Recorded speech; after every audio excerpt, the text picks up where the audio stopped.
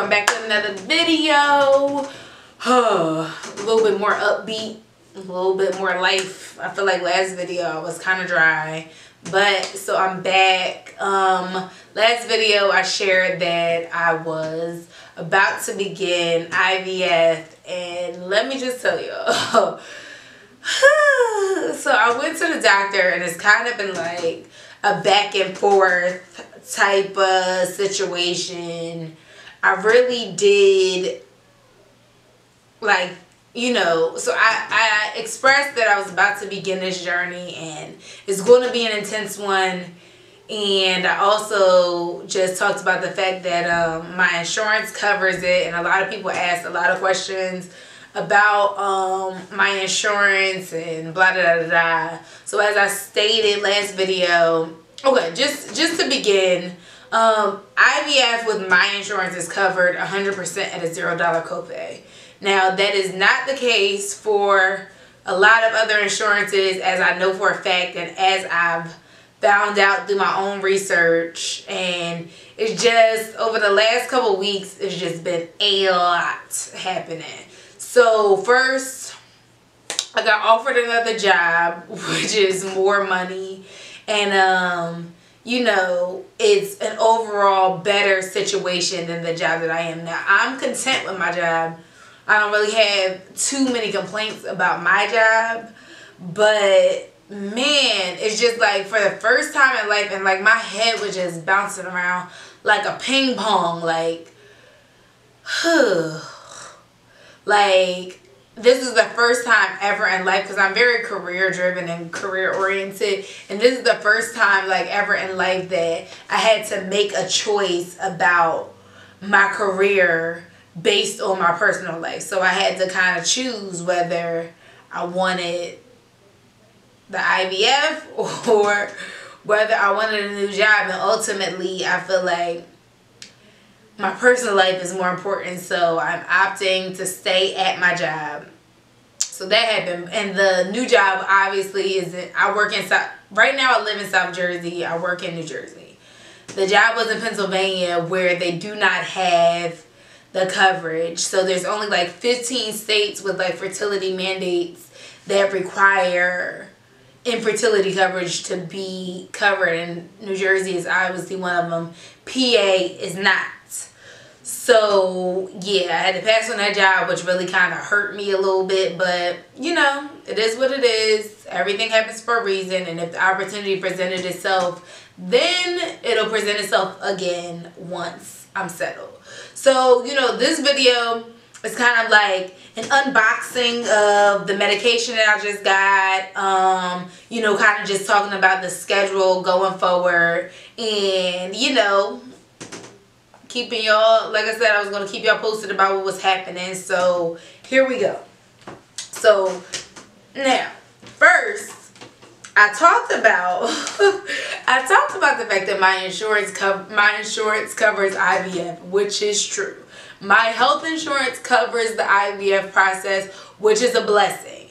However, what my insurance does not cover 100% is these drugs. My copay is 20%, and so, you know, I don't know, like, in my head, I felt like, okay, the drugs are going to be expensive, but like at the max, I was like, all right, the drugs might be like $4,000. I pay $800 out of pocket. It's going to hurt, but it's not too horrible. No. I was 100% wrong. So I'm going to, like, you know, show clips of me unboxing everything, but holy crap. So the bill, and I have it sitting right here, is $2,334.95. And when I tell you, this was like a big, like, hit to like my whole process and like what I thought I was doing, because I really was like prepared to pay like $1,000 out of pocket, but $2,300 plus I was not. So, you know, that was something that like kind of, I won't say caused, you know, some friction, but like dealing with real life stuff and like dealing with money and stuff, it's stressful. So, and I'm open to admit that I don't really deal with the stress of money well. I'll freak out. So, yeah, that's how much the drugs cost. And so, I get this box of drugs. It actually just came today, and it's just like a huge box of drugs. Some need to be refrigerated, some don't need to be refrigerated. There's trillion syringes and just a bunch of stuff happening. So this is what we have happening here. This is the Lupron. I start this on the 20th, so I'll be doing that for 2 weeks before I start the stimulation drugs. This is Menopur. I start this on the 10th, and I also have Gonal F, which is in the refrigerator. I'm not going to take it out, but these are the stimulation drugs to make the eggs grow. And so I'll be doing that for about a week or so. Progesterone, this came, basically this is like helpful with implantation and stuff. And you also, if you do get pregnant, you have to take this until like your 8th to 12th week. It just depends on your doctor. And then a Sharps container just to put like the excess needles in, like after you use them.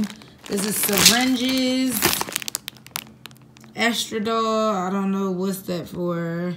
Doxycycline, that's to stop with infections.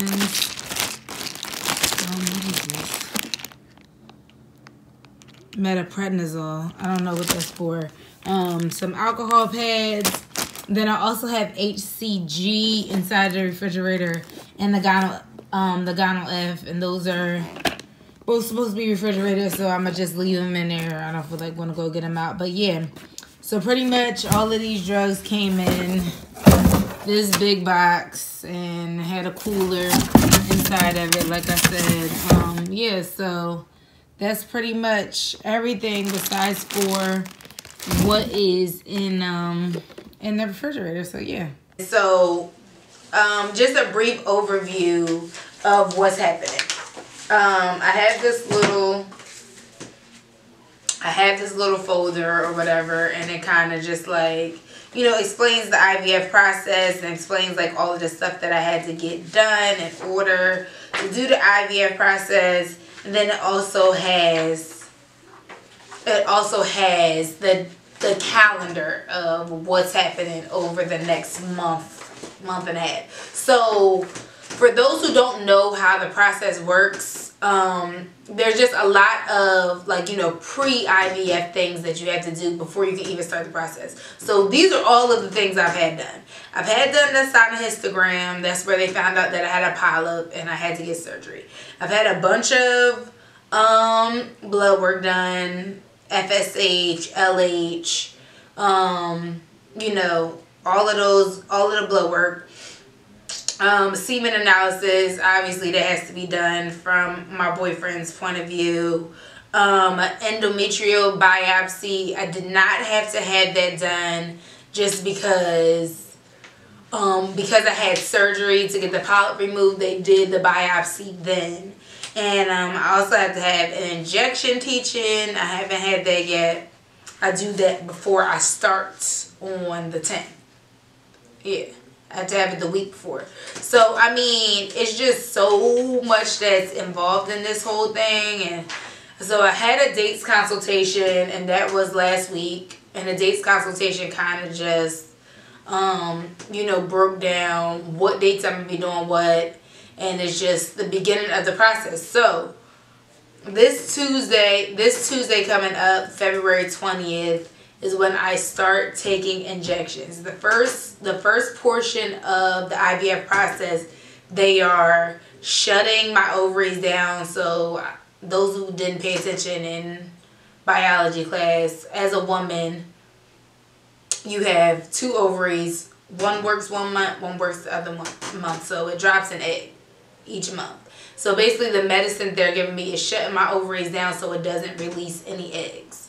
So it shuts it down And then I do that for 2 weeks, and then on March 10th I start taking the drugs to stimulate. So here's the calendar. Here's the calendar. This is for March 2018. And so, you know, I start the stimulation meds, which is Menopur and Gono-F, and I start that on the 10th.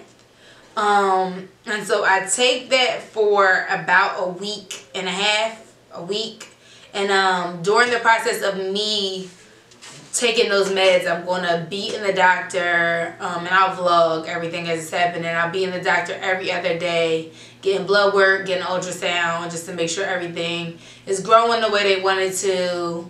And then after a week or so, a week and a half of stimulation, then I'm going to go in for egg retrieval. And yeah, and so that's really when the process begins for real. So, you know, I'm starting the drugs in a couple of days. It is nerve-wracking, I'm not going to lie, but I'm excited. I'm excited about what's happening and what's going on, and yeah, I'm just excited about the process in general and just to see how it makes out. Like I said, I've had to make some tough decisions, and you know, yeah, I mean, it is what it is. Like, this is the decision that I made. Here's my boyfriend right here. Hey. Hey. What's up? Nothing much. Just checking on you. Just recording. Okay, so anyway, I kind of talked about it last video, and I'm gonna touch on it a little bit more in this video, just because I had a very intense conversation with my dad, and my dad kind of shares the sentiment of a lot of people in my family who kind of don't understand why I've made the decision to do this process now. Like I said, I explained it last video why I'm deciding to do what I'm doing, but you know, it's tough because you get so much opposition from people who don't understand what you're going through. And the thing about it is that, like, if I talk about infertility struggles long enough, like, I will start crying, and I do not like it, just because it's such a sensitive subject, and is something that since March, when I first went to, or May, when I first went to the fertility doctor, this is something that I have been dealing with day in and day out, month after month, when my period comes, knowing that my body is not operating the way that it is supposed to be operating. And that is a lot for a woman or anybody to deal with. So, you know, it's hard to have conversations with people who don't understand exactly what you're going through. And I've talked about this before in my surgery videos, like making a decision to do something but not necessarily having the support of the people that's around you. And I'm very big on, you know, respecting people's opinion, but also understanding that the decisions that I make for me are for me. So I'm excited, and hopefully it works out. First cycle, I don't have to go through this again, because I doggone sure don't have another $2,300 to put out. But yeah, I'm excited about the future, and I'm excited about the possibilities, and I'll be back with a vlog as I start this whole journey. And yeah, if you have any questions, my information is below. And as always, if you like this video, thumbs up, share, subscribe to the channel, and I will catch you guys next time.